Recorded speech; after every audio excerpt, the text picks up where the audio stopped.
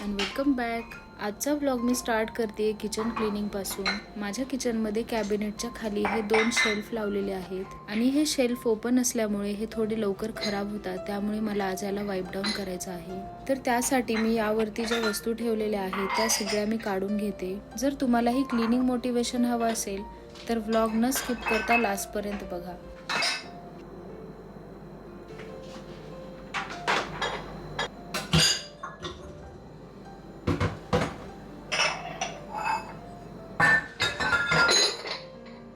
या शेल्फवरती मी सगळ्या छोट्या छोट्या सिरॅमिक्सच्या वस्तू ठेवलेल्या आहेत, म्हणजे कॉफी मग्स आणि काही सिरॅमिक्सचे बोल्स. तर सर्वात पहिले मी ही छोटी छोटी जी क्रॉकरी आहे म्हणजे कप्स आणि मग्स ते सगळं मी वॉश करून घेते.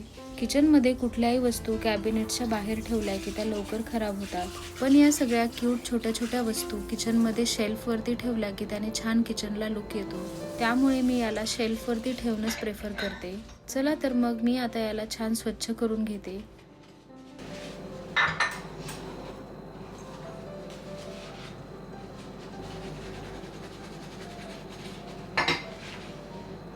मी हे कप्स लोकल मार्केटमधून परचेस केलेले. मला लास्ट व्हिडिओला एक कॉमेंट आलेली की तुम्ही क्रॉकरी कुठून घेता. ॲक्च्युली मी एकाच जागेवरून ही क्रॉकरी घेतलेली नाहीये. माझ्याकडे नेस्तेशिया, वेस्ट साईड, होम सेंटर यांच्याकडची पण क्रॉकरी आहे आणि माझ्याकडे जे कप्स आहेत ते मोस्टली बंजारा मार्केटमधून म्हणजे जे लोकल मार्केट असतात ना त्यातून मी घेतलेले आहेत.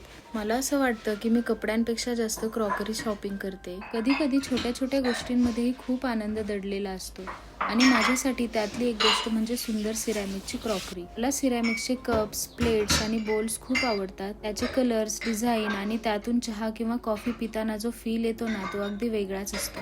जेव्हा किचनमध्ये नीट ठेवलेली सिरॅमिकची क्रॉकरी दिसते तेव्हा किचन अजूनच सुंदर आणि कोझी वाटायला लागतं.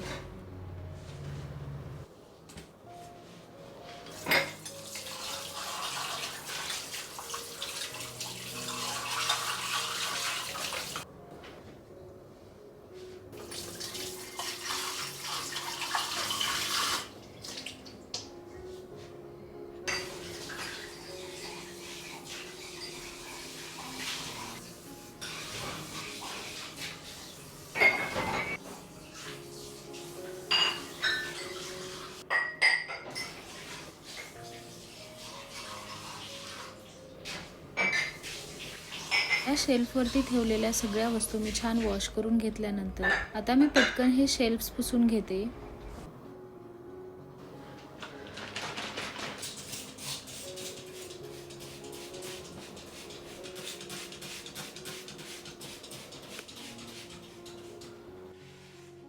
हे शेल्फ मी आयकियामधून एक 4 ते 5 वर्षांपूर्वी आणलेले आणि हे मेटलचे बनलेले आहेत, त्यामुळे खूप स्टर्डी आणि स्ट्रॉंग पण आहेत. मी आत्ता रिसेंटली 3 ते 4 महिन्यांपूर्वी आयकियाला गेलेले, तेव्हाही मला हे शेल्फ दिसले नाही त्यांच्या कलेक्शनमध्ये. आणि लास्ट व्हिडिओमध्ये मी पुण्यातल्या आयकियाला गेलेले, पण मला तिथेही हे कलेक्शन दिसलं नाही.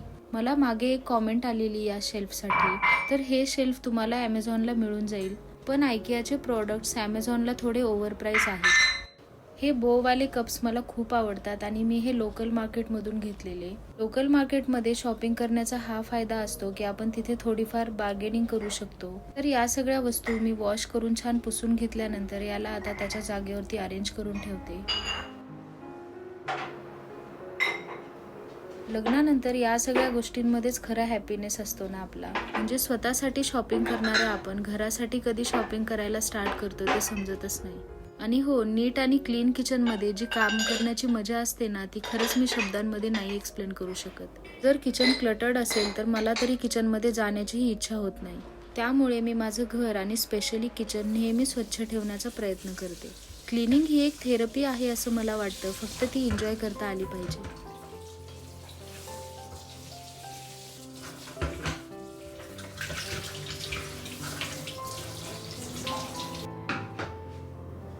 मी या शेल्फवरती हे हँगिंग प्लांट पण ठेवते, तर तेही थोडंसं क्लीन करून घेतलं. एक सांगू, मी किचनमध्ये नेहमी ग्रीनरी ॲड करण्याचा प्रयत्न करते, मग ते आर्टिफिशियल प्लांट्स असो किंवा रिअल प्लांट्स. आणि या प्लांट्समुळे किचनलाही छान लुक येतो आणि मला असं वाटतं की आपण किचनमध्ये आपला भरपूर टाइम स्पेंड करतो, त्यामुळे आपण जिथे जास्त टाइम स्पेंड करतो ती जागा तर कोझी आणि सुंदर असायलाच पाहिजे.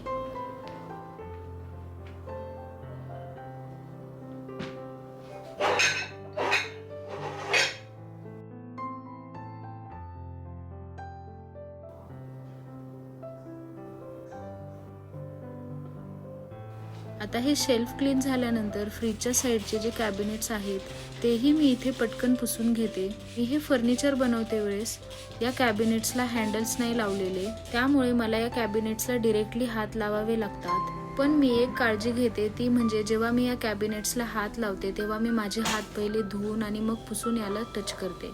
त्यामुळे मला नेहमी क्लिनिंगची गरज नाही पडत. फक्त थोडंसं एका कपड्याने पुसून घेतलं तरी हे छान क्लीन होऊन जातं.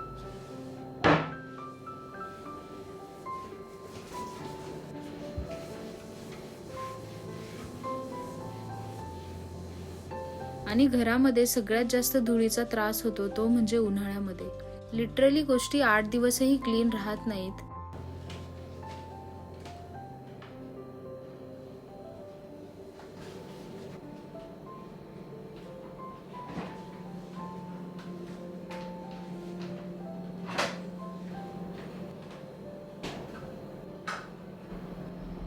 तर इथे माझी किचनची क्लिनिंग झाल्यानंतर मला आता गरज आहे एका ड्रिंकची. तर आज मी इथे बनवते माचा. उन्हाळ्यामध्ये कुठल्याही हॉट ड्रिंक्सपेक्षा काहीतरी थंड पिण्याची इच्छा होते आणि मला असं वाटतं माचा हा एक बेस्ट ड्रिंक आहे. तुम्ही कधी माचा ट्राय केला आहे का? मला कॉमेंट्समध्ये नक्की सांगा. माझं तर हे one of the favourite drink आहे.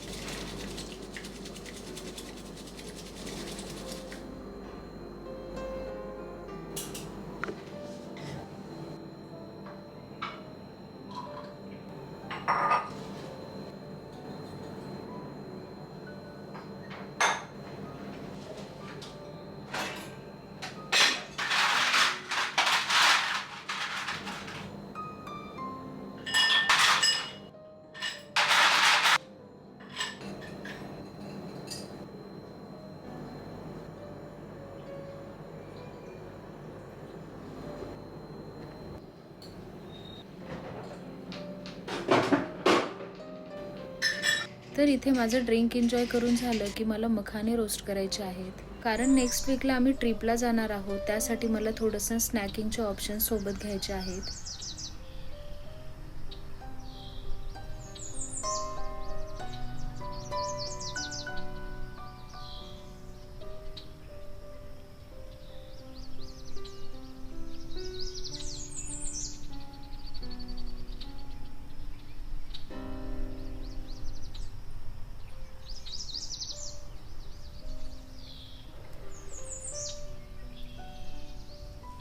तर माझं ड्रिंक एन्जॉय केल्यानंतर आता मी परत किचनमध्ये आली आहे आणि मी नेहमी मखाना एअर फ्रायरला रोस्ट करते. मखाने एअर फ्रायरला खूप इझिली आणि इव्हनली रोस्ट होतात. ट्रिपला जाते वेळेस घरातले काही स्नॅक्स असतात ते मी नेहमी सोबत घेऊन जाते, म्हणजे मला सानवीला द्यायला ते इझी होतं. आणि बाहेरचे अनहेल्दी स्नॅक्स खाण्यापेक्षा हे घरचं स्नॅक कधीही बेस्ट असतं.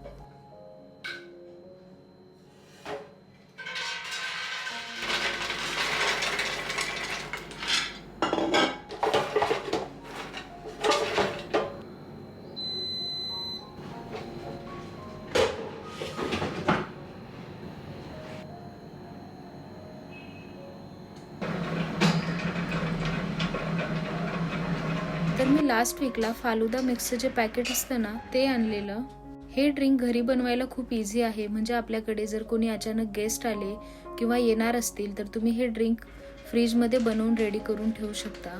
त्यासाठी एका पॅनमध्ये दूध ॲड करायचं आणि मग थोडंसं पाणी ॲड करून हे मिक्स ॲड करून याला छान मिक्स करून एक 15 मिनिट कुक करून घ्यायचं आणि मग फ्रीजमध्ये ठेवून याला छान थंड झाल्यानंतर तुम्ही सर्व करू शकता. तर चला तुमच्यासोबत एक टूल शेअर करते जो खूप स्मार्ट आहे. माझ्याकडे हा एक बॅग सीलर आहे. तर हा सीलर आपण बॅग सील करण्यासाठी यूज करू शकतो. म्हणजे जे ओपन पॅकेट्स असतात ना ते छान सिक्युअर होऊन जातात त्यामुळे.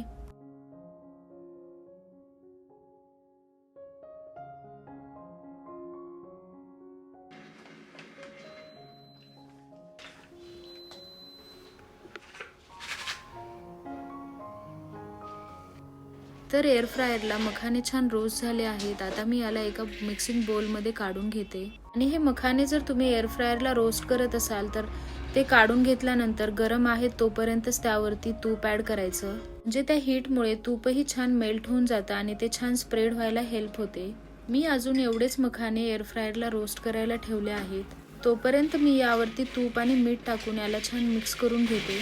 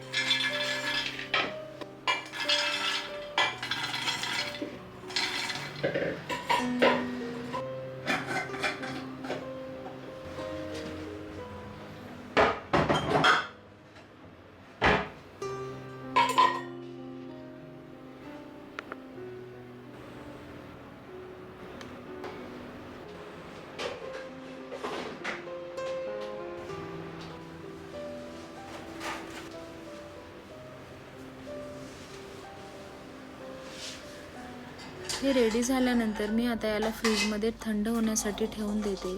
तर मी ट्रिपचा नेक्स्ट व्लॉग तुमच्यासोबत शेअर करेलच. त्यासाठी स्टे कनेक्टेड.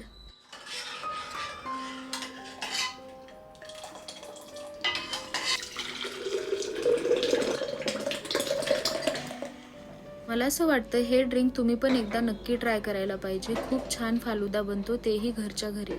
चला तर मग आजचा व्लॉग मी इथेच एंड करते. भेटूयात नेक्स्ट व्लॉगमध्ये. तोपर्यंत बाय.